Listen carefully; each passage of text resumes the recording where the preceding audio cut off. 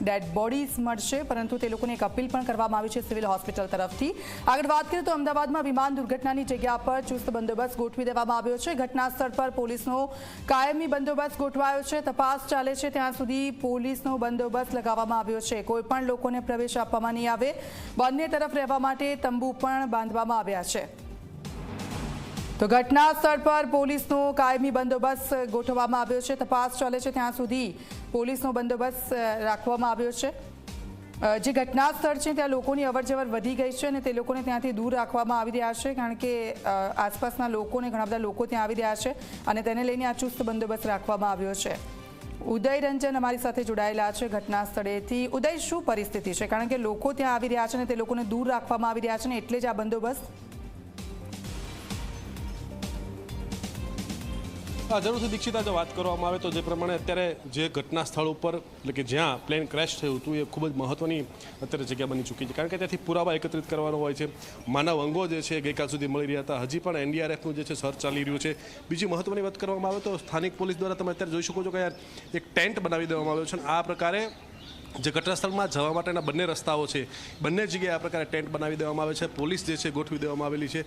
બીજી તરફ અંદરના દ્રશ્યોની જો હું આપને વાત કરું તો કેમેરામેન અમિતને કહીશ કે જે જગ્યા ઉપર પ્લેન ક્રેશ થયું હતું ત્યાંના દ્રશ્યો દેખાડવા માટે આપણે પ્રયત્ન કરીશું। તમે જોઈ શકો છો હજી પણ અહીંયા જેસીબી જે છે પડેલું છે।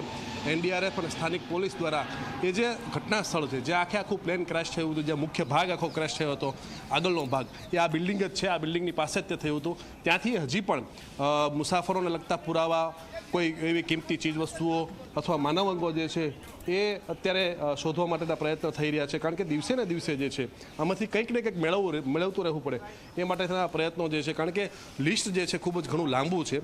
અત્યાર સુધીમાં 242થી પણ વધુ લોકોના મૃત્યુ થયા હોવાના સમાચાર સામે આવ્યા છે।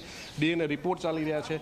તો ક્યાંક ને ક્યાંક એક પણ અંગ માનવ શરીરનું જો મળી જતું હોય છે તો એનું ડીએનએ કરી અને કોનું અંગ હતું અથવા તો કોના પરિવારજન હતા એ ઓળખી શકાય માટેના પ્રયત્નો હજી પણ ઘટના સ્થળ પર ચાલી રહ્યા છે। અને સાથે સાથે પોલીસનો ચુસ્ત પોલીસ બંદોબસ્ત જે છે એ પણ અહીંયા ગોઠવી દેવામાં આવેલો છે, કારણ કે ઘટના સ્થળ પર કોઈ પણ પ્રકારના ચેડા ન થાય એ ખૂબ જ મહત્વનું હોય છે, કારણ કે આ ઘટના જે છે ખૂબ જ મોટી છે અને તેમાં નાનામાં નાનો પુરાવો જે છે કામે લાગી શકતો હોય છે। દીક્ષિતા, બિલકુલ આભાર। આપની પાસેથી અપડેટ્સ લેતા રહીશું। તો આપ જુઓ, ઘટના સ્થળને કોર્ડન કરી દેવામાં આવ્યું છે, પોલીસનો ચુસ્ત બંદોબસ્ત ગોઠવી દેવામાં આવ્યો છે, કારણ કે હજી પણ ત્યાંથી એનડીઆરએફની ટીમ છે સર્ચ કરી રહી છે। કેટલીક મહત્વપૂર્ણ વસ્તુઓ પણ ત્યાંથી મળી રહી છે, માનવ અંગો પણ મળી રહ્યા છે, એટલે કોઈપણ લોકોને પ્રવેશ આપવામાં આવશે નહીં।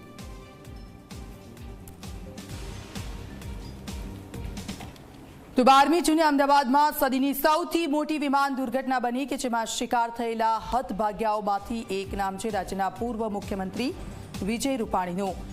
સંવેદનશીલ મુખ્યમંત્રી તરીકે જાણીતા વિજય રૂપાણીએ 5 વર્ષ સુધી ગુજરાતની ધુરા સંભાળી હતી।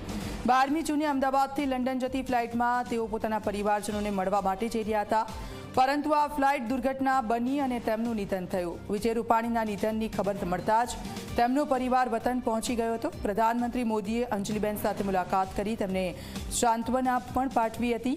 વિજય રૂપાણીના ડીએનએ મેચ કરવાની પ્રક્રિયાઓ ચાલી રહી છે। ડીએનએ મેચ થયા બાદ તેમનો પાર્થિવ દેહ પરિવારને સોંપવામાં આવશે। પૂર્વ મુખ્યમંત્રી વિજય રૂપાણીના અંતિમ સંસ્કાર રાજકોટમાં થવાના છે, જ્યાં તેમની અંતિમ વિધિની તમામ તૈયારીઓ થઈ ગઈ છે। વિજય રૂપાણીના નિધનથી રાજકોટ શોકમાં ડૂબ્યું છે। હંમેશા લોકોની મદદ માટે તૈયાર રહેતા પૂર્વ મુખ્યમંત્રીને રાજકોટ સહિત આખું ગુજરાત ભીની આંખે શ્રદ્ધાંજલિ આપી રહ્યું છે। સીધા જઈશું હિતલ પારીખ અમારી સાથે લાઈવ જોડાઈ ગયા છે। હિતલ, હજી પણ